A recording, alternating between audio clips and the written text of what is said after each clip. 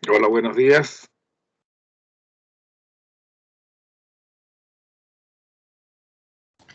Buen día, profe. Buenos Buenos Hola. días. días. Buenos días.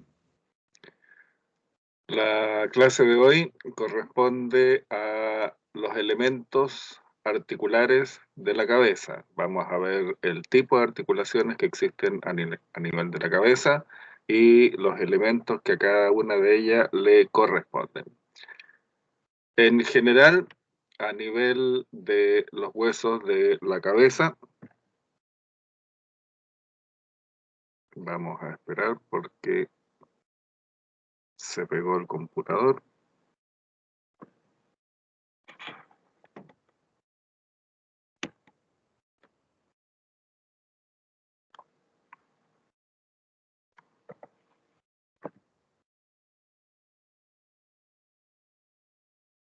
Ahora sí. Las articulaciones de la cabeza corresponden entonces a los contenidos de la clase de hoy y vamos a ver entonces cuáles son los tipos de articulaciones que hay en la cabeza, los movimientos que a ella le corresponden y los movimientos si es que los tuvieran. La imagen de anatomía de Gray nos indica la separación de los huesos dispuestos a nivel de la cabeza, ya sean del cráneo o de la cara, y prácticamente todas las articulaciones de la cabeza son articulaciones fibrosas, lo que significa que antiguamente, clásicamente, eran denominadas como inmóviles. Sin embargo, desde los estudios que hace la NASA a partir de los años 50 y 60, se descubren que estas articulaciones de los huesos de la cabeza, cráneo y cara, sí tienen movimiento, pero son movimientos imperceptibles, de 1 grado, de 2 grados, dentro de lo que ustedes medían. Por ejemplo, en geometría utilizaban un instrumento que era el goniómetro, que servía para medir grados desde el punto de vista del espacio. Si desde la posición 0 hacia la vertical, el goniómetro nos indica que hay una excursión de 90 grados, lo que yo estoy diciendo es que estas articulaciones, la mayor parte de ellas, el 99% de ellas, tiene 1 grado de movilidad o 2 grados de movilidad, máximo 3 grados de movilidad, lo que significa que es imperceptible, pero existen. Y existen porque son necesarios, dado que en el interior de la cabeza hay una serie de fluidos, la sangre de las arterias, la sangre de las venas, los elementos que corresponden a linfáticos, y además de eso, el sistema nervioso central tiene en su interior, y también bañándolo por la parte externa, un sistema de fluidos que se denomina líquido cefalorraquídeo. Cada uno de ellos tiene un ritmo de expansión y de contracción. Si fueran elementos rígidos, estos elementos de tipo humorales, de tipo líquido, no tendrían posibilidades de poder realizar este tipo de movilidad. Pero les digo, es imperceptible. Y la única articulación móvil que existe a nivel de la cabeza es la articulación entre la mandíbula y el hueso temporal. Esta articulación es una articulación sinovial, que es doble, son dos huesos temporales articulados con una mandíbula que tiene dos superficies articulares para cada temporal. La articulación se denomina articulación temporomandibular o simplemente se define como la articulación ATM, que es una articulación entonces sinovial del tipo elipsoidea, del tipo condilia o bicondilar. Sin embargo, tenemos que saber cuál es la descripción para las articulaciones fibrosas de la cabeza, las que se mueven muy poco. Dependiendo de cómo las superficies articulares se vayan enfrentando en un reducido espacio, en donde hay un tejido fibroso de alta consistencia que evita la separación de los huesos para poder otorgarle protección y estabilidad a los elementos de la cabeza, las articulaciones de la cabeza, que la mayoría son fibrosas, se van a clasificar dependiendo de cómo los huesos se vayan enfrentando unos con otros. Y así entonces, como las articulaciones fibrosas de la cabeza se clasifican como suturas dentadas. Cuando los bordes de un hueso se ven enfrentados a otro borde del hueso, con prolongaciones en forma de diente que calzan perfectamente con su contralateral, ese tipo de suturas se denominan suturas dentadas. Entre el hueso parietal, por ejemplo, y el otro parietal, la sutura sagital o interparietal es un ejemplo típico de sutura dentada. Entre los parietales y el occipital hay otro ejemplo de ese tipo de sutura. Entre el frontal y los parietales es otro ejemplo de sutura dentada. Un tejido dentado que en el interior, en el poco espacio que le queda, posee una alta concentración de fibras, lo que le otorgan estabilidad. Cuando un hueso se enfrenta a otro hueso con bordes que son biselados, que son angulados, ese tipo de suturas se denominan suturas escamosas. Son como las escamas de un pescado que van sobrepuestas una sobre la otra, o como las tejas de una casa que también vienen sobrepuestas una sobre la otra. El ejemplo más típico de sutura dentada está a nivel de los parietales con el temporal. El temporal se sobrepone entonces a una superficie en corte de bisel que le ofrece el hueso que se va a articular con él. Otro tipo de suturas, los huesos cuando se enfrentan presentan bordes muy simples, de tipo lineales, perfectos, que calzan perfectamente con su contralateral. Ese tipo de suturas se denominan suturas armónicas. Apenas hay una línea de separación. Entre los huesos nasales, por ejemplo, la articulación internasal es un ejemplo de articulación de suturas armónicas. Entre el maxilar derecho y entre el maxilar izquierdo es otro ejemplo de suturas armónicas. Y también existe la posibilidad de que uno de los huesos presente una cavidad que calza perfectamente con una saliente, habitualmente en forma de espina o de cresta, que calza perfectamente en esta entrada que le presenta el hueso que se va a enfrentar con ella. Este tipo de articulaciones se denominan esquindilesis. El ejemplo más claro lo vamos a encontrar entre el vómer y el efenoides.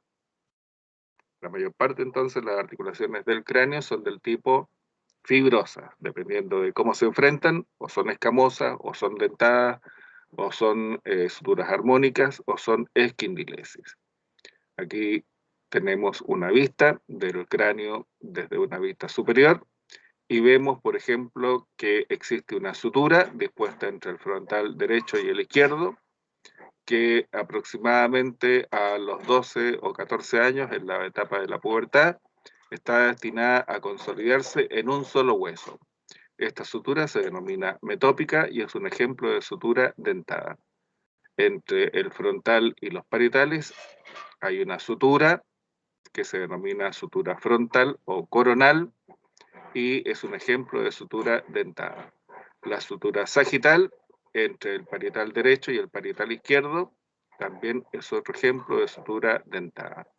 Y en la parte posterior, los parietales y el occipital presentan una sutura que se denomina sutura lambdoidea y también es del tipo dentada.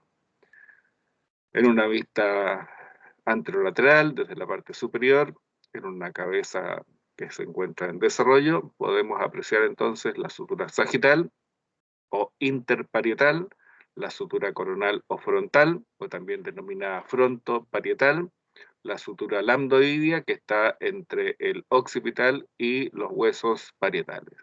Entre el temporal y los parietales hay una sutura o una articulación que se denomina temporooccipital y que es del tipo escamosa.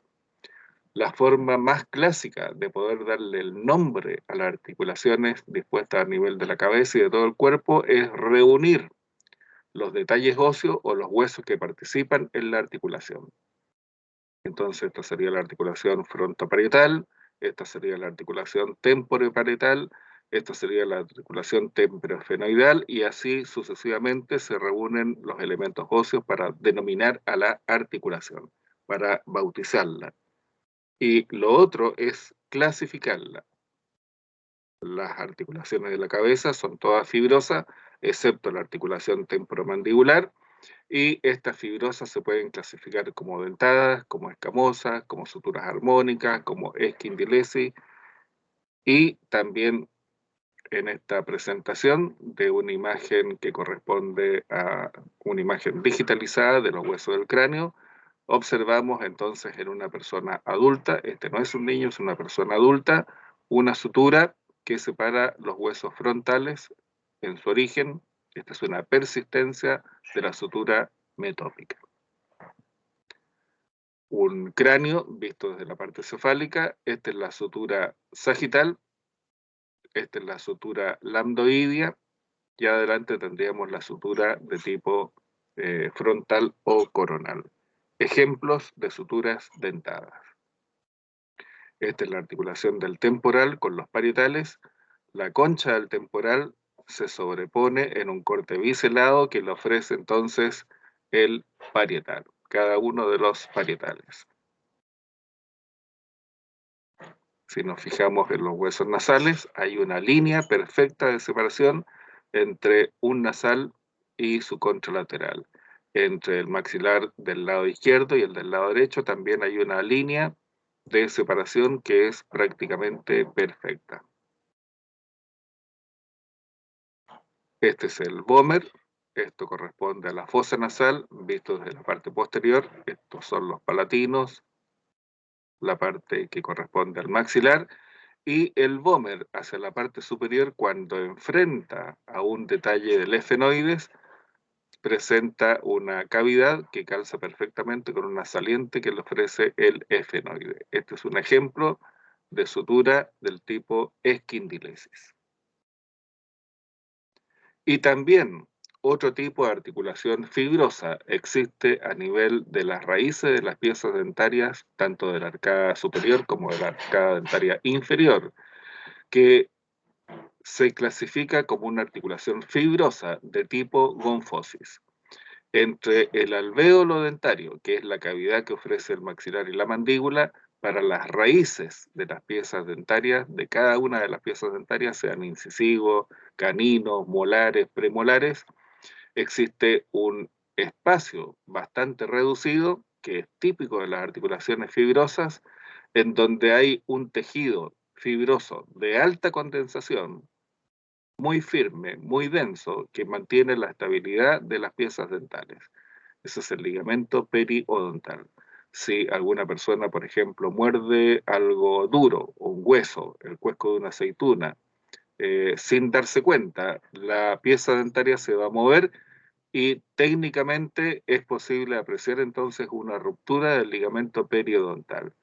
Como cualquier otra articulación, si este elemento no es estabilizado con elementos externos, este ligamento va a tener movilidad y la pieza se va a soltar, se va a perder. Gonfosis entonces es la articulación en la cual un elemento cónico, que son las raíces de las piezas dentarias, es recepcionado por una cavidad cónica y estabilizado por el ligamento periodontal. Y la articulación de la cual tenemos que hablar bastante hoy día corresponde a la articulación temporomandibular.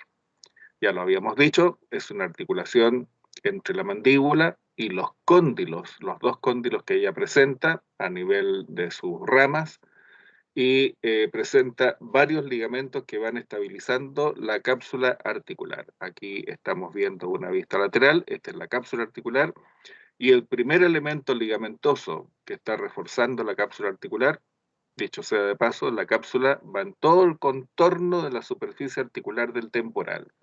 La superficie articular del temporal está constituida por dos partes, visto desde abajo, una parte posterior en donde hay una fosa articular y una parte anterior en donde hay un tubérculo articular. La cápsula articular va en todo el contorno de esta superficie articular y en la parte baja la cápsula articular se adhiere al cuello de la mandíbula. Y reforzando la cápsula articular de la articulación temporomandibular hay un ligamento que tiene una orientación oblicua que se denomina ligamento colateral lateral. Este ligamento viene desde el proceso cigomático del temporal y llega hasta la parte posterior del cuello de la mandíbula. Como está en una disposición oblicua, este ligamento se pone en tensión en el movimiento de apertura mandibular. Cuando la mandíbula va descendiendo, este ligamento se pone en tensión y evita entonces que la apertura de la mandíbula sea extrema. Si observamos la misma articulación temporomandibular, pero desde una vista interna, desde la cavidad oral, hay un ligamento que viene desde el vértice del proceso estiloide del temporal y llega hasta lo que corresponde al ángulo mandibular. El ligamento, dadas las inserciones que tiene, se denomina ligamento estilomandibular. Y después viene otro ligamento que viene desde un detalle del esfenoide que se denomina la espina del esfenoides hasta la proximidad de una saliente que tiene la mandíbula a nivel de la cara interna de la rama de la mandíbula. Este detalle óseo se denomina la língula, clásicamente era denominado espina de Spix. Entonces, este ligamento se denomina esfenomandibular, desde la espina del esfenoides hasta la parte posterior de la língula o espina de Spix. Ambos ligamentos, dada la disposición de arriba hacia abajo, participan en los movimientos de apertura mandibular junto con el ligamento colateral lateral.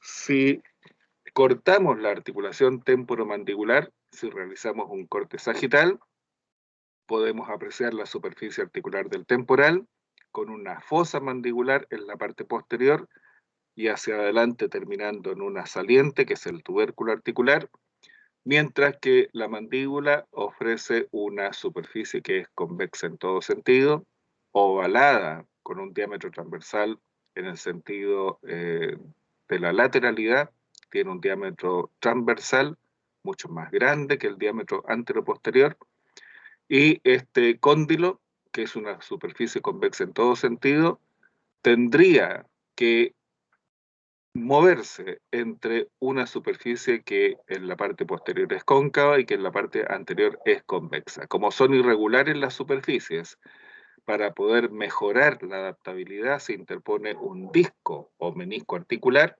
Los meniscos no son exclusivos de la rodilla. Ya habíamos visto que en miembro superior existía un menisco para la articulación esternoclavicular, que había un menisco que adaptaba la cabeza de la ulna a los huesos de la primera fila del carpo, y la articulación temporomandibular también tiene un disco o menisco articular, que lo que hace es adaptar superficies que son distintas en forma. Y el menisco, si uno lo observa por abajo, es cóncavo y se adapta a la convexidad del cóndilo, mientras que por arriba, en su parte posterior, el menisco es convexo y hacia la parte anterior es cóncavo y se adapta entonces a la superficie articular del temporal. Cuando hay disfunciones de la articulación temporomandibular, el primer elemento que sufre y que puede llevar a un deterioro progresivo de la articulación corresponde al menisco articular. Cuando las personas están realizando el movimiento de apertura mandibular desde la posición neutra, en la cual el cóndilo, el disco y la fosa articular se mantienen prácticamente alineados en la vertical, cuando va realizando la persona un movimiento de apertura mandibular y además de eso, incluso en algunos casos la desplaza hacia la parte anterior, el cóndilo de la mandíbula se desplaza hasta la posición del tubérculo articular. Ese es el desplazamiento que se realiza desde el punto de vista mecánico en la apertura mandibular. Desde la posición de la cavidad, el cóndilo se desplaza alineándose con la verticalidad del tubérculo articular. Y el disco o menisco lo que tiene que hacer es acompañar este movimiento, desplazándose hacia adelante y desplazándose hacia atrás. Cuando realiza apertura, se desplaza junto con el cóndilo hasta la posición del tubérculo. Cuando va a realizar el cierre mandibular, vuelve a su posición posterior, que es la posición de reposo. Eso es lo normal. Los movimientos que le corresponden a la articulación temporomandibular son varios. Ya lo sabemos, un movimiento en el cual la mandíbula baja, que es el movimiento de apertura mandibular, o también le denominan descenso mandibular. Cuando la mandíbula asciende, se denomina ascenso mandibular o cierre mandibular, que nos sirve para cortar, para desgarrar, para triturar los alimentos, abrir y cerrar, apertura y cierre mandibular. La línea de color morado nos indica que la mandíbula también se puede desplazar hacia la parte anterior, que el cóndilo se alinea a nivel del tubérculo. Ese movimiento se denomina protrusión. Y la línea de color verde nos indica la posición de retorno, incluso desplazándose en algunos casos fisiológicamente 1 milímetro ligeramente por detrás de la fosa articular. Ese movimiento en el cual la mandíbula se va hacia atrás se denomina retracción. Entonces tenemos apertura, tenemos cierre, tenemos protrusión y tenemos retracción. Y el último de los movimientos de la mandíbula no lo podemos apreciar en esta vista porque es un movimiento de lateralidad, un movimiento de derecha a izquierda. Es más fácil apreciarlo en los rumiantes. Si nosotros observamos en la vista anterior, la mandíbula se desplaza tanto a la derecha como hacia la izquierda. Eso se denomina diducción. La posición normal, si ustedes se fijan en la mayor parte de las personas, es que la arcada dentaria superior cubra en 1/3 a las cúspides de los dientes de la arcada dentaria inferior. Esa es una posición normal, es una posición neutra. Pero si nosotros queremos cortar algo, por ejemplo, si queremos cortar un alimento, si queremos cortar un hilo o cualquier cosa que queramos cortar con los dientes de la arcada dentaria inferior tienen que avanzar hasta alcanzar las cúspides de las piezas dentarias de la arcada superior. Solamente en esa posición es posible cortar. Entonces, para poder cortar, hay que desplazar la mandíbula hacia la posición de protrusión. Este es el movimiento de diducción, desde una posición neutra, en que coinciden la línea central de los incisivos superiores con la línea central de los incisivos inferiores. La persona puede desplazar la mandíbula hacia la parte derecha o desplazar la mandíbula hacia la parte izquierda. El único elemento que se mueve desde el punto de vista óseo en esta articulación es la mandíbula. Se puede mover de manera independiente el cóndilo derecho del cóndilo izquierdo. O también se puede mover de manera sincrónica, hacia adelante, hacia atrás, descenso o elevación. Y en este pequeño animación estamos observando lo que corresponde a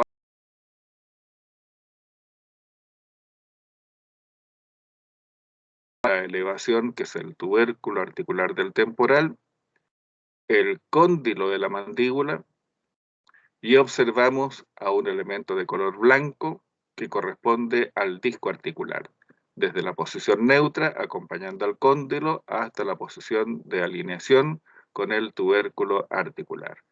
Los elementos de color rojo corresponden a un músculo que se denomina pterigoideo lateral, que se inserta tanto en el disco articular como en el cuello del cóndilo de la mandíbula. Hay elementos ligamentosos entonces que se denominan los frenos del disco articular. Eso para un dentista tiene más importancia. Hay unos frenos anteriores, hay unos frenos posteriores. Desde el punto de vista médico, lo que nos interesa es reconocer los elementos anatómicos de la articulación y cómo pueden ocurrir algunas disfunciones. Eso es lo normal. El acompañamiento del disco hacia la posición anterior que está realizando el cóndilo mandibular. Y esto es lo mismo, pero dispuesto en una grabación que se realiza a nivel de un cadáver que no ha sido fijado, porque si se fijan los elementos con alcohol, con formalina o con otros elementos, los tejidos pierden su condensación, su densidad normal. En este caso es una articulación de un cadáver que no tiene fijación, de tal manera que todos los elementos presentan una consistencia normal, habitual. La fosa articular, el tubérculo articular, el cóndilo de la mandíbula y el elemento que se interpone, que es el menisco articular. Esto es lo normal. Y vamos a ver la siguiente imagen, que es una imagen patológica, es una imagen disfuncional.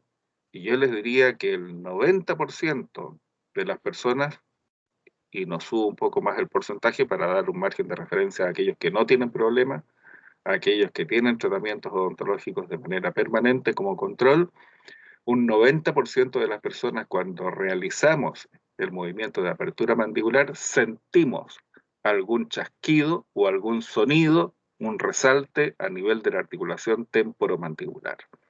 Las personas que perciben un resalte a nivel de la articulación ya presentan una subluxación y eventualmente pueden quedar en una posición de luxación de la articulación temporomandibular. Y la articulación se va a trabar de manera unilateral o de manera bilateral. Y el paciente va a quedar en un movimiento de apertura. Y ustedes como médicos van a tener que resolver esa luxación volviéndolo a su posición normal. Esta es una imagen que corresponde a un no acompañamiento del disco o menisco. Cuando la mandíbula va hacia adelante, el menisco salta violentamente hacia la parte posterior y es el que produce entonces el sonido de chasquido porque los huesos van teniendo más superficie de contacto, con el paso del tiempo el menisco se rompe, los huesos se desgastan y llevan a una situación de artrosis de esta articulación. Una vez que las superficies articulares con sus cartílagos respectivos se desgastan, hay cero posibilidades de poder revertir esta situación. Entonces, si tienen un sonido que es como un chasquido o un claqueo, también se le denomina pop, clac, ya indica entonces una disfunción del menisco articular. Y hay que realizar una serie de consultas con el cirujano maxilofacial, que es un médico, o también con un dentista maxilofacial. Y pasamos de las articulaciones a los músculos de la cabeza. Los músculos dispuestos a nivel de la cabeza están agrupados en dos posiciones, de acuerdo a lo que ellos hacen. Hay unos músculos que son potentes y que están dispuestos para cortar, para desgarrar, para fracturar o triturar los alimentos. Por eso son potentes. Y estos músculos que están dispuestos a nivel de la cabeza se denominan músculos de la masticación. En cuello, ustedes habían visto una serie de músculos suprayoideos e infrayoideos que eran pequeños y que lo que hacían era prácticamente guiar la mandíbula hacia la posición de descenso mandibular, apertura mandibular, lo que va a favor de la gravedad y prácticamente no tiene mucho esfuerzo que hacer, solamente guiar la mandíbula hacia la posición de apertura. Pero los músculos de la masticación que están dispuestos a nivel de la cabeza contribuyen fundamentalmente a la elevación, de tal manera que tienen que ser fuertes para poder, lo vuelvo a repetir, cortar, desgarrar o triturar los alimentos. Y también los músculos de la cabeza están agrupados en otra posición, que de acuerdo a la función, los músculos están pegados a la piel de la cabeza. Estos músculos, por el hecho de estar pegados a la piel, lo que hacen es mover piel. Estos músculos no mueven articulaciones. Estos músculos cutáneos mueven y son responsables de la expresión facial. Cada uno de nuestros gestos, de alegría, de rechazo, de asombro, de desprecio, de lo que sea, son de responsabilidad de cada uno de los músculos que están dispuestos a nivel de la piel, que cubren una serie de cavidades dispuestas a nivel de la cabeza. Estos son entonces los músculos de la expresión. Y todos estos músculos de la expresión, incluyendo el platisma, que también es de la expresión y que está dispuesto a nivel del cuello, todos los músculos de la expresión son controlados por ramas del séptimo par craneal o nervio facial. Si hay una parálisis del séptimo par craneal, una parálisis facial, la persona no puede realizar de manera correcta lo que tiene que ver con su expresión facial. Todos los músculos de la masticación son controlados por ramas del quinto par craneal, del quinto par craneal. Son controlados por ramas del nervio trigémino. Son dos grupos de músculos asociados a la función, masticación y expresión, controlados por pares craneales distintos. Vamos a describir, por ejemplo, al músculo temporal, que es uno de los más grandes y más potentes, dispuestos como un músculo que tiene que realizar el movimiento de cierre mandibular, elevación de la mandíbula, y este músculo tiene un origen en una de las líneas que presenta el hueso temporal y que corresponde a la línea temporal inferior. Ese es el origen del músculo, en lo que corresponde a la fosa temporal.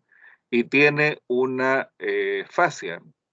Recuerden ustedes que la fascia es lo que corresponde a una hoja de tejido conectivo que lo que hace es unir el músculo a los elementos óseos. La fascia del temporal se inserta en la línea temporal superior, pero el origen del músculo está en la línea temporal inferior. Y dependiendo de la orientación de estas fibras, hay unas fibras que se agrupan en la parte anterior y estas van poniéndose cada vez más oblicuas hasta que prácticamente las que están dispuestas en el sector más posterior están más cerca del plano horizontal, sin estarlo completamente, pero son más próximas al plano horizontal. Presentan mayor oblicuidad. Y cada una de estas fibras musculares, tanto las anteriores como las posteriores, se dirigen hacia abajo y tienen un elemento que corresponde a la inserción que está dado en un detalle de la mandíbula que se denomina el proceso coronoideo. Ya lo hemos dicho, el único hueso que se mueve en esta articulación corresponde a la mandíbula. Cuando los músculos supra e infraoídeos realizan el movimiento de apertura mandibular, el músculo que realiza la elevación o el cierre de la mandíbula corresponde al temporal. Pero no solamente eso, sino que las fibras más posteriores, junto con realizar el cierre mandibular, lo que hacen es desplazar la mandíbula hacia la parte posterior. O sea, contribuyen al movimiento de retracción o agnación. Elevan y desplazan hacia la parte posterior la mandíbula temporal. Otro músculo potente de la masticación es el músculo massétero. El massétero consta de dos fascículos, una parte superficial y una parte profunda. El fascículo superficial se origina en el borde inferior del hueso cigomático. En cambio, el fascículo profundo se origina en el borde inferior del proceso cigomático del temporal. Este es el borde inferior del cigomático, este es el borde inferior del proceso cigomático del temporal.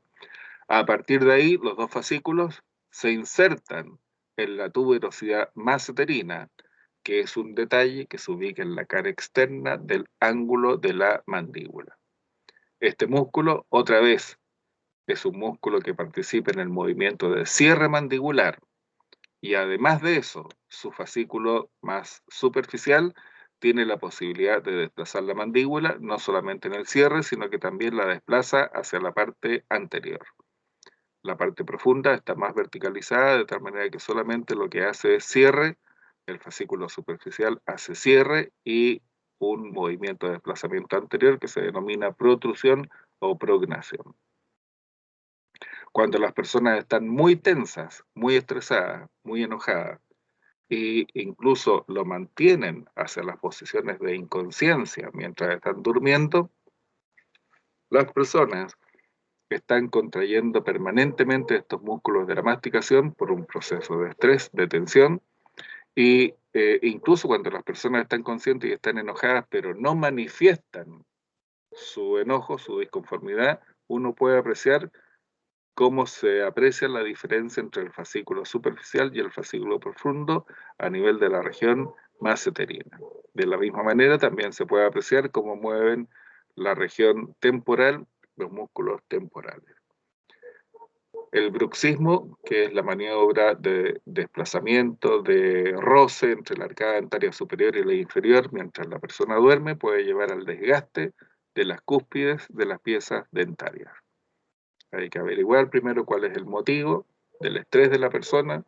Desde el punto de vista odontológico, se pone una placa de relajación, una placa interpuesta entre las piezas dentarias para evitar que se produzca entonces el desgaste.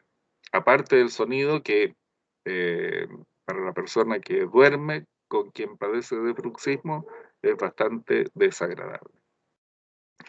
En la parte profunda existen dos músculos que de acuerdo a su origen están dados en los procesos pterigoides del esfenoides, De acuerdo a la posición de origen, hay un músculo que se denomina pterigoideo lateral y hay un músculo que nace de la fosa pterigoidea y se denomina pterigoideo medial.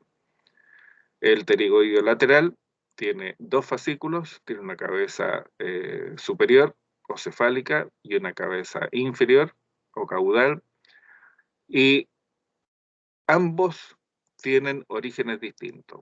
La cabeza baja se origina en la lámina lateral del proceso pterigoideo, lo vamos a ver en otra imagen, mientras que lo que corresponde a la cabeza superior se origina en lo que corresponde a un detalle del efenoide, que está dispuesto en la cara inferior de las alas mayores del efenoide. A partir de ahí, las dos cabezas de orígenes tienen un tendón que se inserta en el disco articular y el otro fascículo se inserta en el cuello de la mandíbula. Este es un músculo importante en la rehabilitación de pacientes que tienen disfunción de la articulación temporomandibular, porque se va a utilizar como un estabilizador del menisco o disco articular. El otro músculo, que es el pterigoideo medial, se origina en la fosa pterigoidea y enseguida se dirige hacia la parte dorsal, hacia la parte lateral y se inserta en un detalle que tiene la cara interna del ángulo de la mandíbula que se denomina tuberosidad pterigoidea. El ángulo de la mandíbula tiene una cara externa en donde hay una tuberosidad que se denomina maseterina. El mismo ángulo de la mandíbula tiene una cara interna en donde se inserta el músculo pterigoideo medial en una saliente que se denomina tuberosidad pterigoidea. En esta vista por la parte posterior se puede observar el pterigoideo lateral naciendo de la lámina lateral del proceso pterigoideo y llegando al disco y al cuello de la mandíbula. El pterigoideo medial se origina en la fosa pterigoidea, es más profundo, es más medial, a eso debe su nombre, y sus fibras se dirigen hacia dorsal y hacia lateral, llegando hasta la tuberosidad pterigoidea correspondiente a la cara interna del ángulo de la mandíbula. Estos músculos, si se contraen bilateralmente, lo que producen es elevación y además de eso producen, porque el único hueso que se mueve es la mandíbula, desplazan la mandíbula hacia la parte anterior. Estos músculos son los responsables del movimiento de protrusión, desplazamiento hacia la parte anterior, cierre y protrusión. Pero si se contraen solamente los del lado derecho, la articulación temporomandibular va a realizar un movimiento de diducción del lado, si se contraen estos, se produce una diducción hacia el lado izquierdo. Si estos músculos se acortan, la mandíbula se mueve hacia el sector contralateral. Si hacemos diducción hacia el lado derecho, quienes se están contrayendo son los músculos pterigoideos del lado izquierdo. Este es el punto fijo, este es el punto móvil. Si el punto móvil se mueve por acortamiento de estos músculos, es una diducción izquierda. Este es el punto fijo, este es el punto móvil. Si la mandíbula se contrae por acción de los pterigoideos del lado izquierdo, se produce una diducción hacia el lado derecho. La forma de examinar a una persona que tenga dolor en la región lateral de la cara o en la región temporal es examinar fundamentalmente los músculos de la masticación. El músculo temporal, los músculos masséteros, metiendo el dedo al interior de la cavidad oral, se puede apreciar entonces la contracción, el estado en el cual se encuentran los músculos pterigoideo lateral y pterigoideo medial. Muchas veces las personas presentan dolor en estas regiones y no es otra cosa que un problema de bruxismo que se genera por estrés, por tensión. Hay una serie de músculos que actúan ya sea para abrir para cerrar, para protruir o para retraer. Y el otro grupo de músculos dispuestos a nivel de la cabeza son los denominados músculos de la expresión. Y estos músculos de la expresión, ya lo había manifestado, cuando se contraen, mueven la piel de la cabeza. Y para poder estudiarlos, estos músculos se agrupan en diferentes sectores. Músculos que están a nivel de la calota, que recordemos que es el techo de la cavidad craneal, músculos que están dispuestos alrededor de la cavidad orbitaria, músculos que están alrededor de la cavidad oral, músculos que están alrededor del pabellón auricular y músculos que están alrededor de la cavidad nasal. Vamos a revisar los músculos de la calota, periorbitarios, perinasales, periorales, periauriculares. Los músculos de la calota son dos. Hay un músculo que está dispuesto en la región frontal, cuyas fibras están verticalizadas, pegados a la piel de la región frontal. No hay músculo en la parte parietal, no hay. El músculo temporal, recordemos que es un músculo de la masticación, no es un músculo de la expresión. Y esta aponeurosis, que está en la parte parietal, en la parte posterior se continúa con otro músculo de la expresión que corresponde al músculo occipital. Cuando se contrae el músculo occipital, pone en tensión la aponeurosis epicraneal y también el músculo frontal se contrae llevando la piel de la región frontal hacia la posición superior y dorsal. Si nosotros, por ejemplo, estamos con la cabeza en la vertical y queremos mirar algo que está hacia la parte cefálica sin mover la cabeza, lo que hacemos es arrugar la piel de la región frontal por acción del músculo frontal, la participación de los músculos occipitales que ponen en tensión la aponeurosis epicraneal. A veces contraemos parcialmente y rápidamente esto para expresar algunas sensaciones que tienen que ver con gestos de insinuación en múltiples situaciones. Si queremos mirar hacia arriba, pero sin mover la cabeza, contraemos el músculo frontal y el músculo occipital. Accionan de manera simultánea para poder arrugar la piel dispuesta en la región frontal. Puede ser una parte, la derecha o la izquierda. Este es el frontal, este es el occipital y esta es la aponeurosis epicraneal. Podemos mover una ceja, los actores trabajan esto de manera bastante aislada por los tiros de cámara que a veces son muy cercanos y querer expresar algún tipo de insinuación. Se levanta repetidas veces la piel que recubre las cejas en la parte superior o bien en una sensación de asombro. Músculos de la calota. Hay músculos que están alrededor del pabellón auricular, están pegados a la piel que circunscribe el pabellón auricular y hay músculos que están en una posición por la parte anterior, otros por detrás y otros desde la posición superior del pabellón auricular.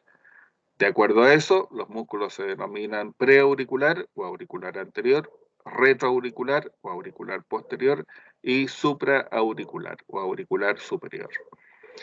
Si yo les pido a ustedes que muevan el pabellón auricular, probablemente un bajo porcentaje de ustedes lo va a poder mover, pero no lo va a poder mover hacia adelante y después hacia atrás y después hacia arriba. Lo que hacen es un movimiento que no tiene control sobre los desplazamientos anterior, posterior o superior. Lo mueven. Sin embargo, en el caso de los animales, estos músculos están muy desarrollados porque ellos sí los tienen que utilizar y frecuentemente, sobre todo en la naturaleza. Un ciervo, por ejemplo, tiene que estar comiendo, tiene que estar pariendo a su cría, pero tiene que estar con sus pabellones auriculares muy atentos a los ruidos que vienen del medio ambiente, porque puede ser un depredador. Como tienen un pabellón auricular con mayor desarrollo, los músculos también logran adquirir bastante destreza. y ellos sin mover la cabeza, ellos siguen comiendo, ellos siguen atentos, pero mueven sus pabellones auriculares en distintas orientaciones.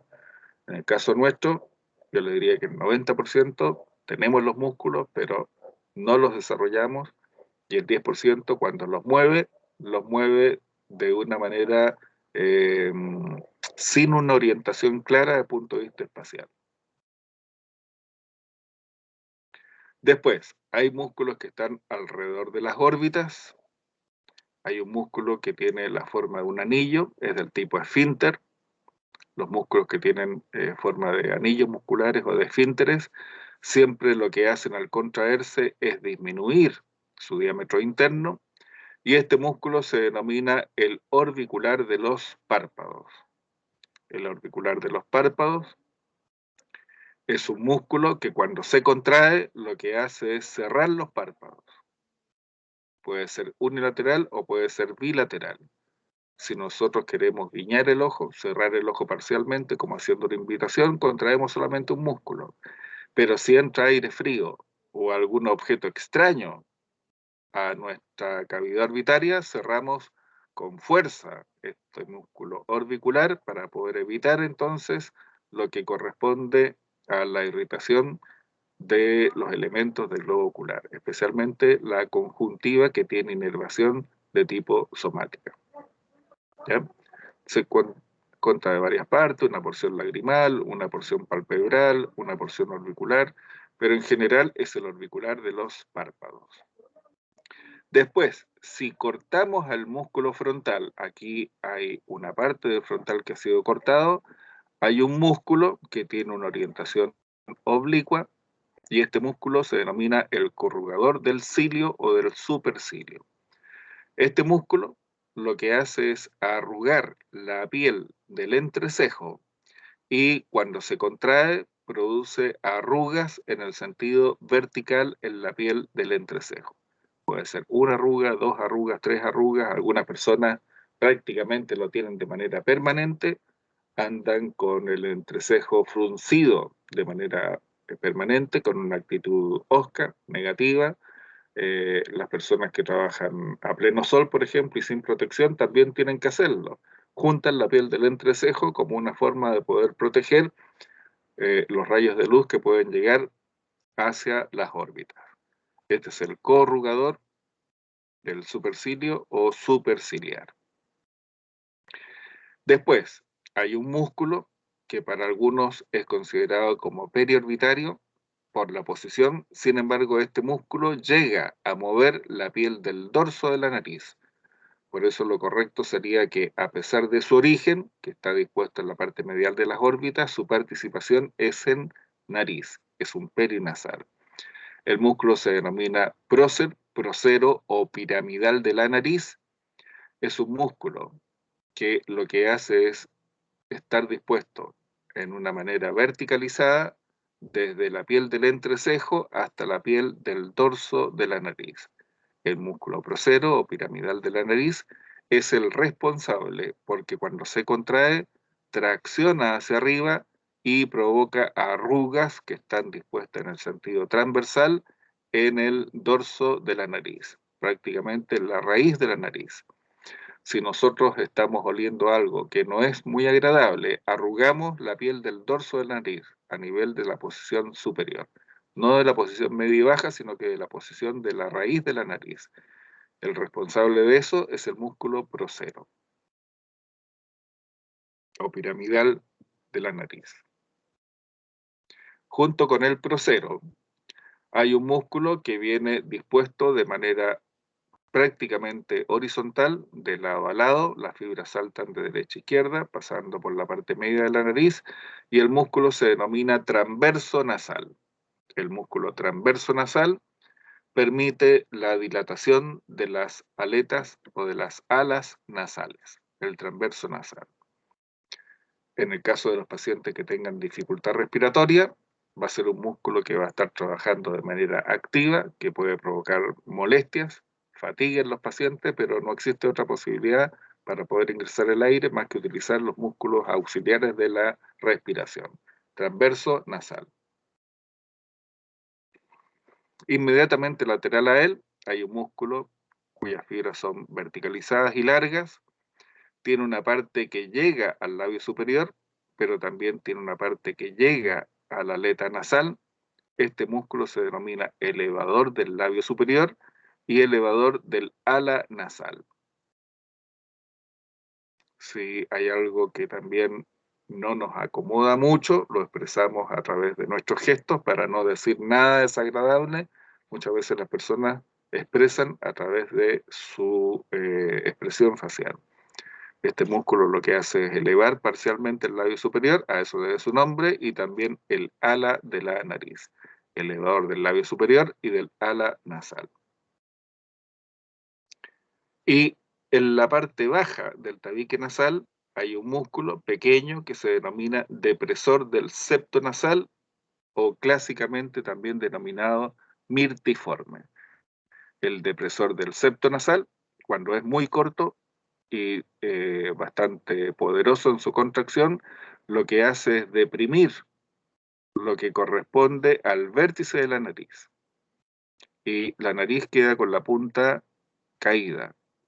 Desde el punto de vista estético, se soluciona yendo al cirujano plástico, cortando el músculo mirtiforme, y al cortar este músculo, el vértice de la nariz mágicamente va hacia la posición superior. Corregido el problema. Depresor del septo nasal o mirtiforme.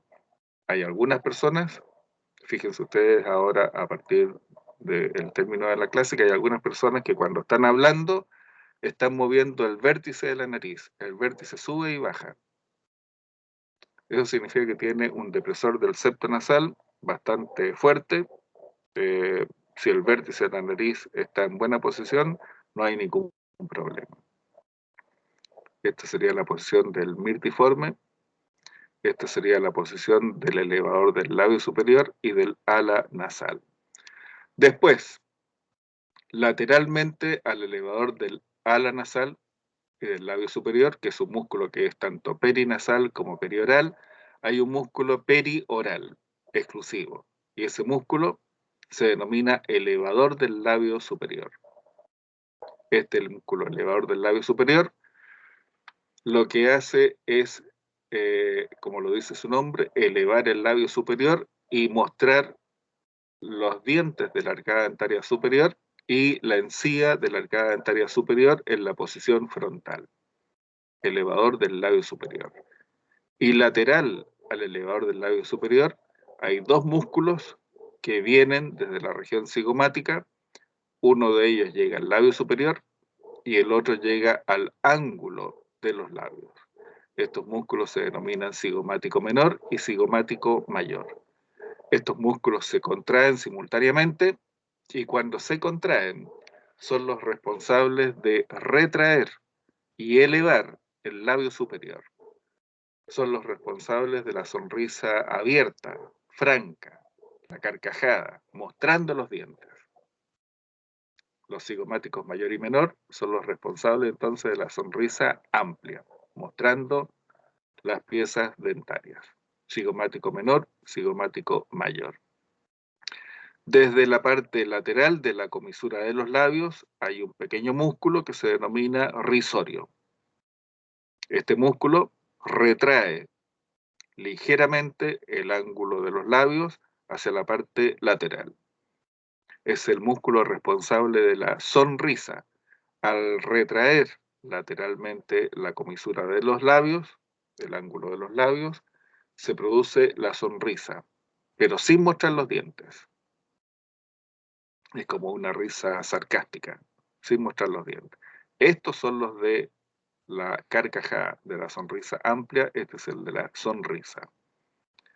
Y después, en la parte inferior, hay un músculo que viene desde el sector del mentón, pero se inserta en el ángulo oral. Este viene desde abajo.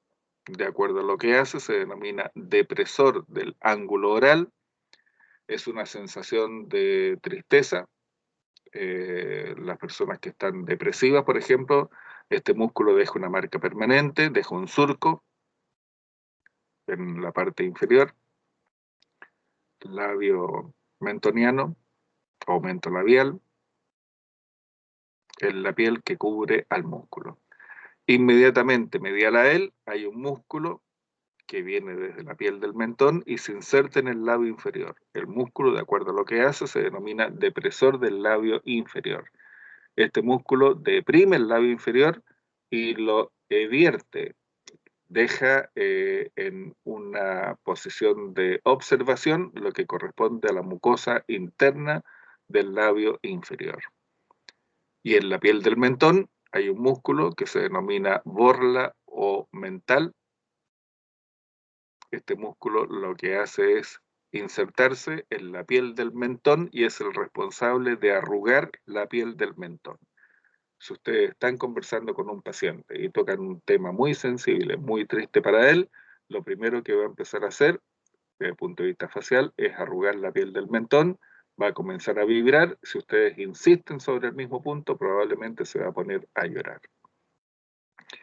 En la parte profunda del risorio, cubriendo la región de las mejillas, hay un músculo que viene desde el ángulo de los labios, prácticamente de manera horizontalizada hacia la parte posterior, hacia un rafe que se denomina pterigo mandibular.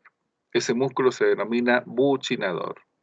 El buccinador es el responsable tanto de la acción de succión, de deprimir la región de las mejillas, como de distender la región de las mejillas.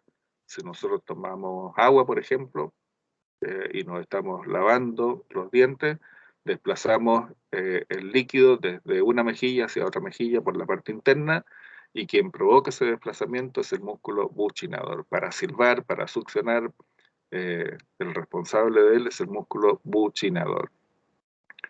Si estamos consumiendo alimentos, el buccinador lo que hace es empujar los alimentos desde la mejilla interna hacia el interior de la cavidad oral.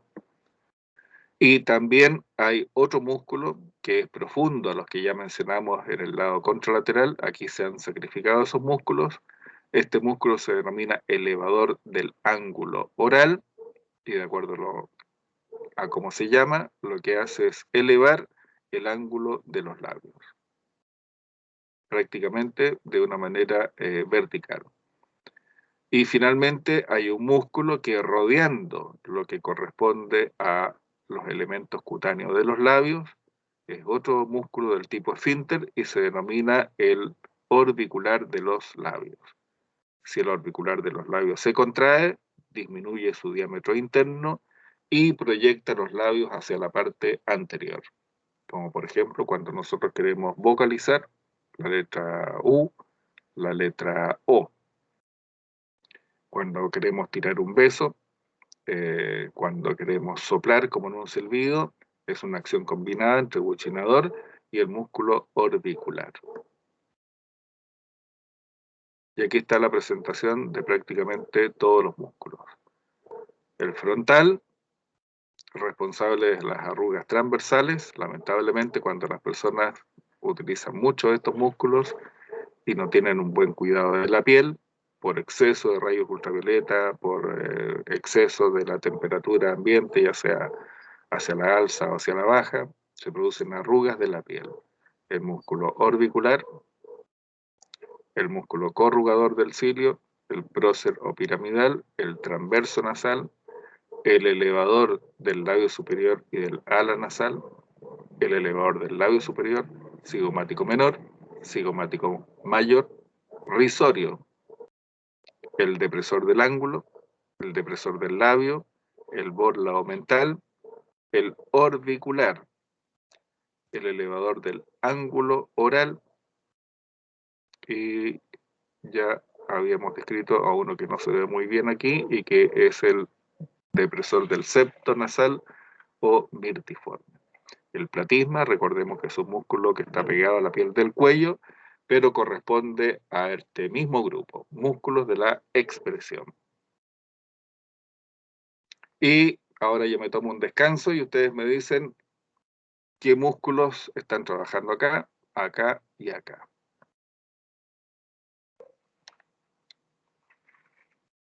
¿Qué músculos están probando ustedes acá?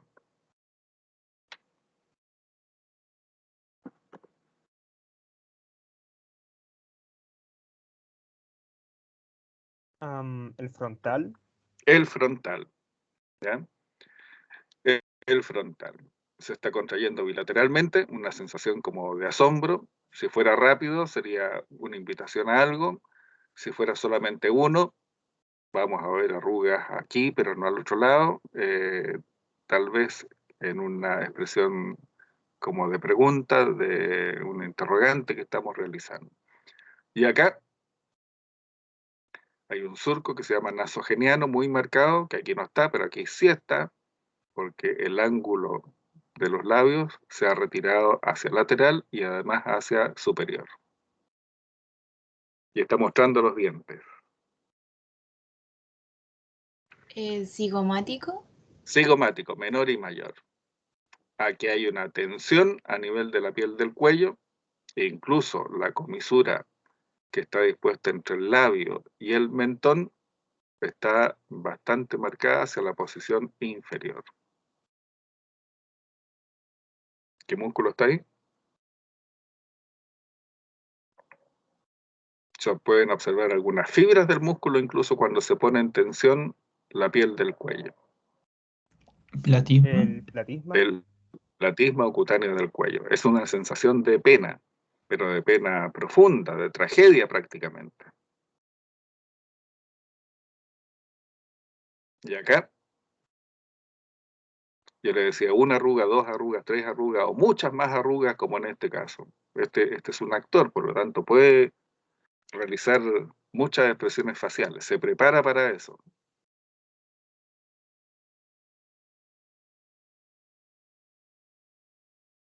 Algo no le gusta, algo le molesta. Puede ser la luz, puede ser una actitud.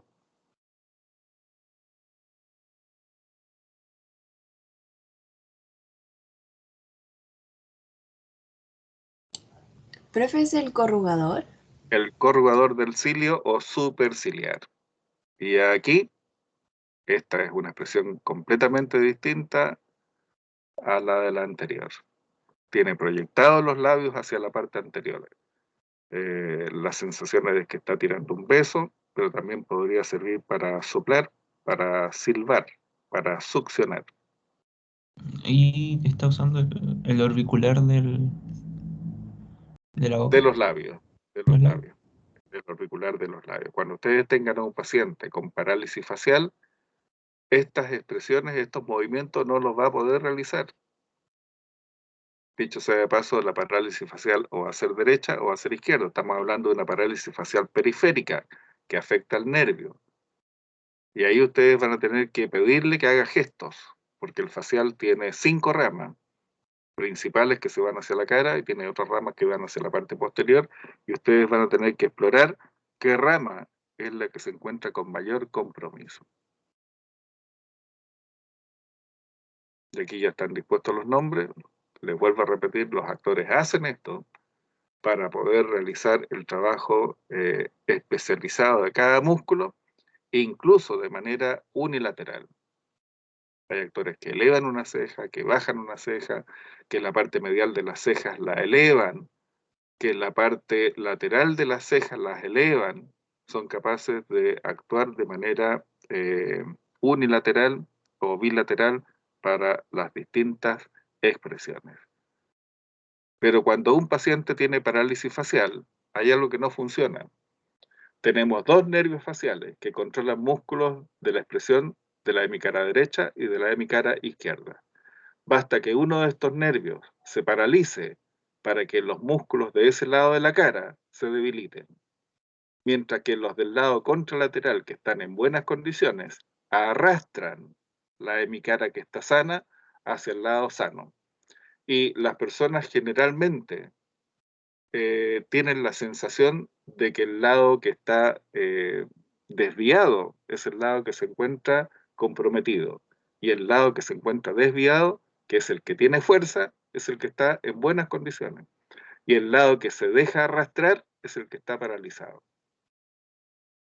Entonces, los pacientes que tienen parálisis facial tienen un lado sano en la cual la comisura de los labios se desvía hacia el lado sano. La aleta nasal se desvía hacia el lado sano.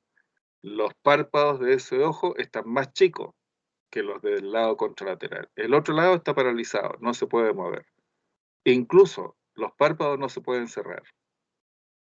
Entonces, esta niña presenta una parálisis facial del lado derecho o del lado izquierdo.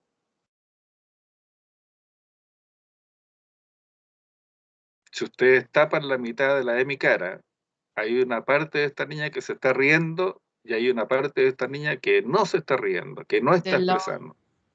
del lado derecho. Esta es una parálisis facial periférica del lado derecho. Perfecto. Esta niña se está riendo y los cigomáticos aquí están funcionando. El elevador del ala nasal está funcionando. El orbicular de los párpados está funcionando. Como es una niña joven, todavía no tiene arrugas de la expresión facial. Aparecen solamente cuando ella los mueve. Si fuera un paciente más añoso, en este lado se pierden las arrugas, mientras que en el lado sano se acentúan las arrugas. Y el paciente lo único que quiere es volver a moverse, a expresarse, que vuelvan sus arrugas. Y esta es la niña después de un tratamiento de tipo medicamentoso, con vitaminas, con elementos que restauran la vaina de mielina, que es lo que cubre el nervio y mejora la conducción nerviosa, más algunos otros ejercicios de rehabilitación de músculos de la expresión. Que hay algunas secuelas mínimas, pero que a veces los parientes o los amigos de este paciente, si no saben que tuvo parálisis facial, ni siquiera se dan cuenta qué fue lo que ocurrió. Y volviendo a lo mismo, esta bebé que es pequeña, que debe tener incluso alrededor del año, ni siquiera alcanza los 2 años, alrededor del año, tiene también parálisis facial periférica, derecha o izquierda. Izquierda. Esta niña tiene un problema a nivel de su hemicara del lado izquierdo. Por eso su ojo derecho está más chico, la comisura nasolabial está más pronunciada. Esta niña cuando se alimente con líquidos, por ejemplo, no va a poder cerrar los labios y se le va a caer hacia el lado de la parálisis.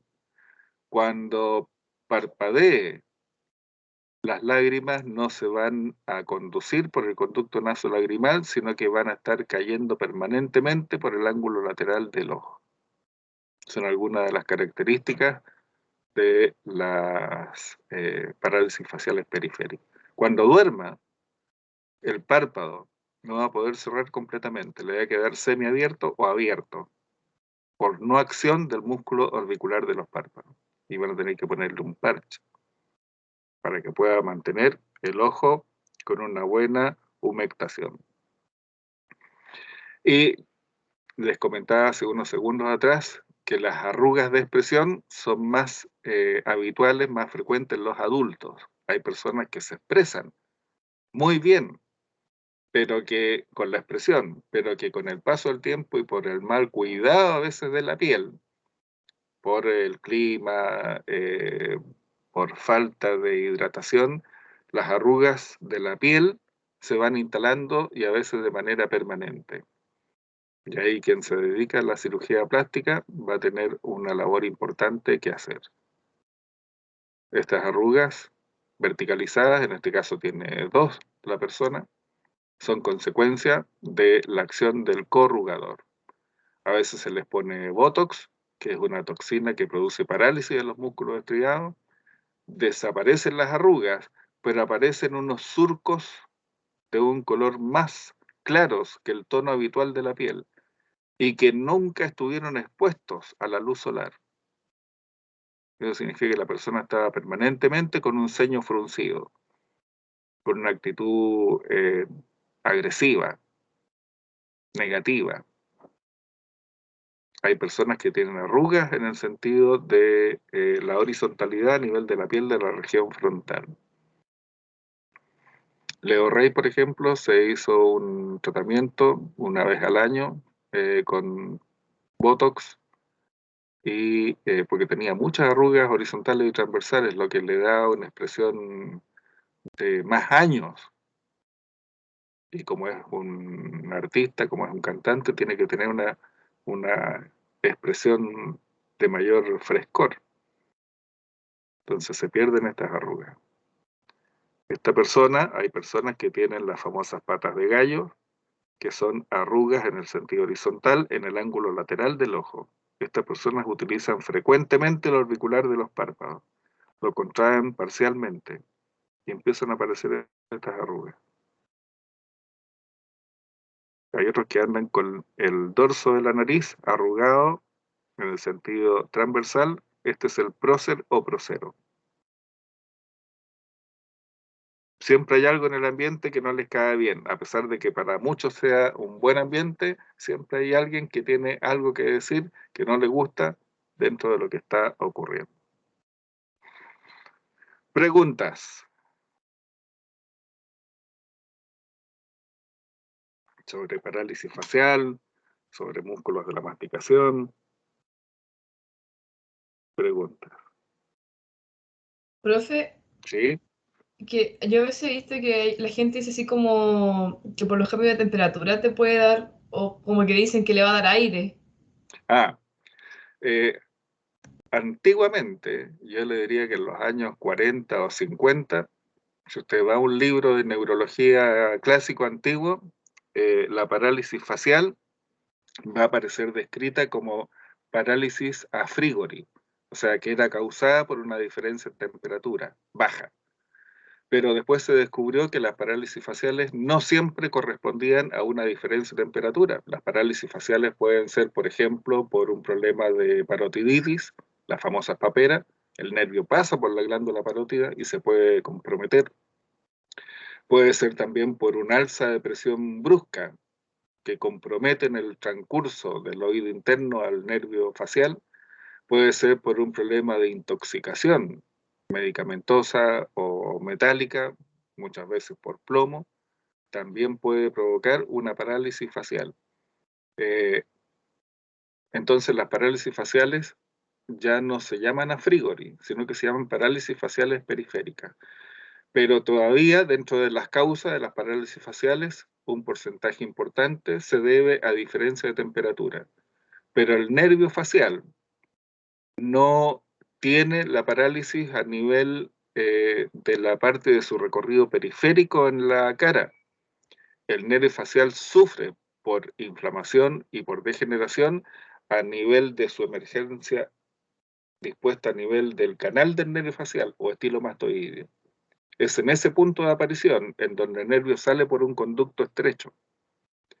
Y si hay una infección viral, una infección bacteriana, un alza de presión, una diferencia de temperatura, el nervio puede quedar atrapado en este conducto estrecho y provocar un deterioro hacia la parte periférica. Entonces, muchas veces las personas, cuando están tomando tecito, cuando están tomando mate o trabajando en ambientes cálidos, y alguien llega, salen a abrir la puerta con la mano tapándose la boca, creyendo que con eso van a evitar la parálisis facial. Si es por una diferencia de temperatura, lo lógico sería elevar lo que corresponde al cuello de la chaqueta, al cuello de la camisa, o a ponerse un cuello que proteja el sector que corresponde al canal del nervio facial, que está medial al proceso mastoide. Eso es lo que hay que cuidar. Ponerse la mano a nivel de la boca no tiene ningún sentido. Protegerse la emergencia del nervio facial, sí. Eso es lo que yo le puedo decir. Puede ser producido por una diferencia de temperatura, pero también se ven parálisis faciales posterior a una gripe, posterior a una infección de tipo viral, de tipo bacteriana, alzas de presión. Una persona que tenga un disgusto muy grande puede quedar con una parálisis facial, no por el disgusto, sino que porque el disgusto produjo un alza de presión que provocó un daño. Una infección del oído puede provocar una parálisis facial. El facial tiene un recorrido dentro del oído interno y dentro del oído medio, antes de salir por el canal estilomastoideo. Entonces son muchas las condiciones que pueden provocar una parálisis facial periférica, porque hay otras parálisis faciales centrales que los vamos a ver en neuroanatomía. No sé si le contesté la pregunta. Sí, profe, muchas gracias. El herpes también puede provocar el herpes zóster, el herpes labial, puede provocar también un deterioro de la vaina de mielina del nervio facial, no del facial, sino que de cualquier nervio, pero puede ser un causante de parálisis facial.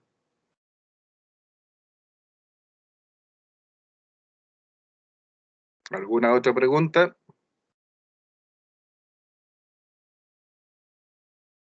En la enfermedad de Parkinson, que es un problema degenerativo del sistema nervioso central, ustedes van a ver que los pacientes no tienen expresión facial, así como en el resto de los músculos de su cuerpo, a nivel de los miembros, a nivel del tronco, los músculos se vuelven rígidos, los músculos de la expresión, los músculos faciales, también se vuelven rígidos. Y el paciente puede estar riéndose, puede estar de muy buen ánimo conversando con ustedes, pero ustedes van a estar viendo a una persona que no tiene expresión, que muchas veces tiene una expresión incluso triste, una expresión de rechazo, pero es porque no se puede expresar. Rigidez de los músculos, ¿sí? ¿Eso depende del nivel igual de la enfermedad o no? Claro, el Parkinson tiene varias etapas, desde un simple temblor en una mano, por ejemplo, que es la etapa 1, que es esporádica, pasa a la etapa 2, cuando el temblor ya se realiza en 2 miembros de manera simultánea, pasa a la etapa 3, cuando ya reduce su movilidad, la etapa 4, cuando pasa a ser dependiente de otro, y la etapa 5, que es la final, cuando ya prácticamente tiene que solicitar la ayuda completa para poder alimentarse, moverse, asearse, que es una etapa de dependencia absoluta. Ustedes por edad algo debieron haber escuchado o hablado cuando eran niños del Papa Juan Pablo II. Mohamed Ali es más antiguo todavía, pero ambos tenían el mal de Parkinson. Y ambos tenían problemas de temblores permanentes, se movían muy poco, su expresión facial era bastante limitada, casi ninguna, y son problemas degenerativos. Las personas se pueden morir tardíamente, a los 80, a los 90 años, pero con mucha dificultad desde el punto de vista de la independencia funcional.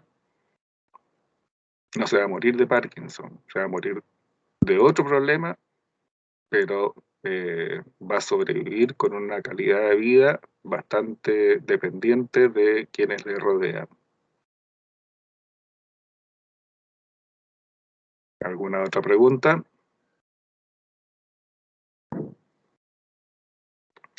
Solamente voy a hacer una introducción a lo que corresponde a la clase de nervios de cabeza.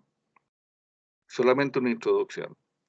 El sistema nervioso periférico está conformado por fibras nerviosas y por agrupaciones de neuronas, de cuerpos neuronales, que están en pequeñas estructuras que se denominan ganglios. Y nervios es el conjunto de fibras sensitivas y motoras que conforman entonces una estructura que conduce información de tipo sensitiva o de tipo motora. A nivel del cuerpo, hemos conocido, por ejemplo, los nervios cervicales C1, C2, C4, C5, C6, C7, C8, T1, que tiene ramos de división dorsal, ramos de división ventral, quienes forman plexo. Hemos conocido eso. Hemos conocido ganglios simpáticos. Hemos conocido ganglios de la raíz dorsal. En esos ganglios están los cuerpos de las neuronas periféricas. Y en lo que se refiere al control de la cabeza y del cuello, mayoritariamente, porque hay nervios, un nervio, el craneal número 10, que llega hasta la posición del abdomen, pero es una excepción. La mayor parte de estos nervios denominados pares craneales lo que hacen es controlar o sensitivamente o motoramente o las dos cosas a la vez de elementos que están en cabeza y cuello. Entonces, de estos nervios vamos a hablar en relación a cómo ellos se presentan desde arriba hacia abajo. El primer par craneal, la verdad es que no es un nervio, sino que son muchos nervios que están en el techo de la fosa nasal, pasando a través de la lámina cribosa y conectándose con los elementos encefálicos. Aquí no estamos viendo el nervio olfatorio, estamos viendo una parte de la vía olfatoria. Este es el bulbo olfatorio y esta es la cinta olfatoria. Los nervios olfatorios son muchos pequeños filetes nerviosos que pasan a través del techo de la fosa nasal y tienen que ver con un sentido, que es el sentido de la olfacción, los aromas que nosotros percibimos. El segundo par craneal, que es el que está descrito aquí, se denomina nervio óptico. Es el nervio que capta los estímulos luminosos a nivel del globo ocular, una de las capas del globo ocular, que es la retina, y lo conduce hacia la parte posterior hasta llegar al cerebro y nos entrega lo que corresponde al otro sentido que tiene que ver con la visión. Ese nervio se llama óptico. El tercer par craneal y el cuarto, el quinto, el 6, el 7, el 8, el 9, el 10 y el 12 nacen en relación a uno de los elementos encefálicos que se denomina tronco encefálico, en distintos puntos, algunos más arriba, otros más abajo. Y el par craneal número 11, denominado accesorio o espinal, lo que hace es tener un origen en los 5 primeros segmentos de la médula cervical, C1, C2, C3, C4 y C5, y después, en vez de convertirse en un nervio espinal, sus raíces lo que hacen es dirigirse hacia la parte superior, ingresan por el foramen magno del occipital y después salen nuevamente del cráneo por otro foramen. Por eso entonces que desde antiguo, desde lo clásico, a este se le consideraba el par craneal número 11. Y para no provocar desórdenes dentro de la descripción y por el origen embriológico que tiene, se le sigue considerando el par craneal número 11. Pero su origen no está dentro del cráneo, sino que está en la médula espinal, pero se mete dentro del cráneo y vuelve a salir por un foramen de base de cráneo. Entonces tenemos el segundo par craneal o nervio óptico. Después tenemos el tercer par craneal, denominado oculomotor, controla muchos músculos que mueven el globo ocular. Después viene el cuarto par craneal, que se denomina patético troclear, después vamos a ver por qué. El quinto par craneal, que se denomina trigémino, porque tiene tres ramas. Después viene el sexto par craneal, que se denomina abducens, mueve uno de los músculos del globo ocular, se llama abducen porque es el responsable de la mirada hacia la parte lateral. Después viene el séptimo, que ya hablamos hoy día, al igual que el quinto, que se llama facial. No solamente es motor para los músculos de la expresión, sino que tiene muchas otras funciones más que las vamos a describir cuando lleguemos ahí. Después viene el par craneal número 8, que se denomina vestíbulo coclear.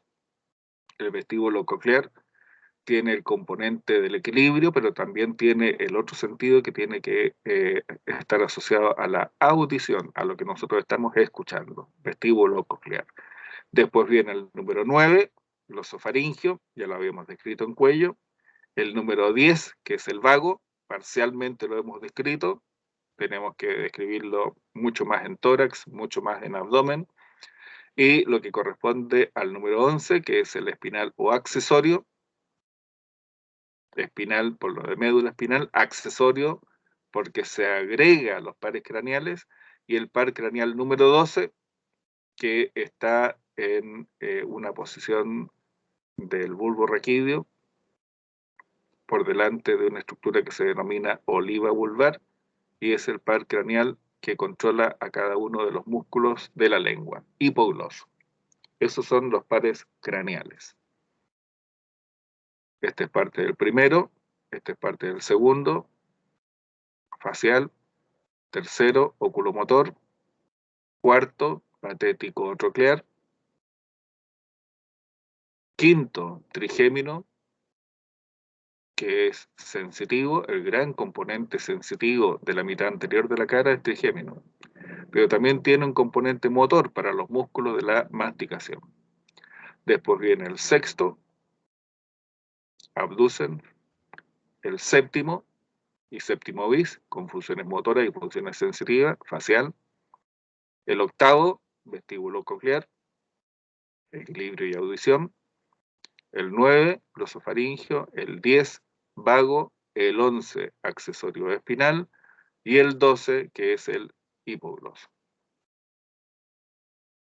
Y aquí está el resumen que le corresponde a cada uno de estos elementos,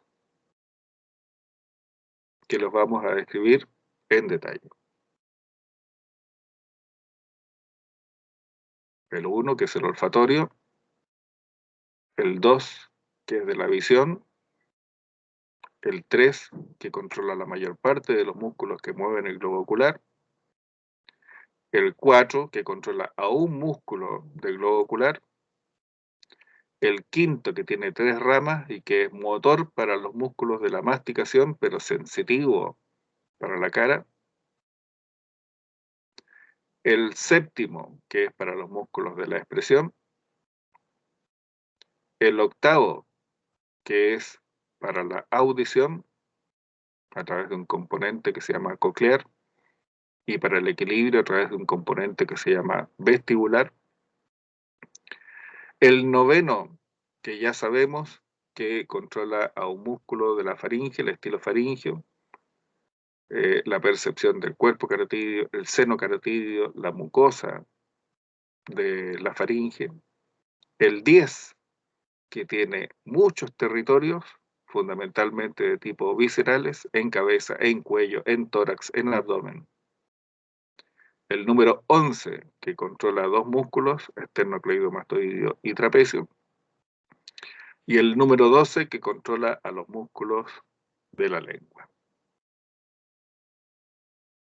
Visto desde arriba, cuando vimos cabeza, analizamos los forámenes de base de cráneo, y aquí está la relación. Los nervios olfatorios, atravesando la lámina cribosa del etmoide, conectan el techo de la fosa nasal con la fosa craneal anterior. En la fosa craneal media, el foramen óptico conecta la fosa craneal media con la cavidad orbitaria. Después, a nivel de la fisura orbitaria superior, pasan varios nervios. Pasa el tercero, pasa el cuarto, y pasa una de las ramas del 5.º par craneal, que es el nervio oftálmico. De tal manera que conectan la fosa craneal media también con la cavidad orbitaria. Todos tienen que ver con elementos de la órbita. Después, la segunda rama del nervio trigémino se llama maxilar. Ese pasa por el foramen rotundo o redondo mayor. La tercera rama del nervio trigémino es mucho más gruesa, tiene componentes motores y sensitivos y conecta la fosa craneal media a través del foramen oval, llegando a la fosa infratemporal, nervio mandibular. Lo que corresponde al par craneal número 7, facial, y número 8, vestíbulo coclear, pasan a través del poro acústico interno. Estos ya son elementos que corresponden a la fosa craneal posterior, y dentro de la porción petrosa del temporal, ambos tienen recorridos distintos, pero se ubican en el poro acústico interno. Después, en el foramen rasgado posterior o yugular, hay 3 nervios: el glosofaringeo, el vago y el accesorio o espinal, que viene desde la médula espinal, pero se mete por el foramen magno, encuentra este foramen y después vuelve a salir. 8, 9 y 10, foramen rasgado posterior, base de cráneo. Y finalmente, hacia los lados del foramen magno del occipital, hay un conducto pequeño para el par craneal número 12, que se denomina el canal del hipogloso, que es para el paso del par craneal número 12, que tiene que llegar hacia la posición del cuello y después ascender para llegar al interior de la cavidad oral. Eso es todo lo que vamos a ver por hoy día en relación a los nervios. La próxima clase comenzamos a describir a cada uno. ¿Les parece? ¿Alguna pregunta?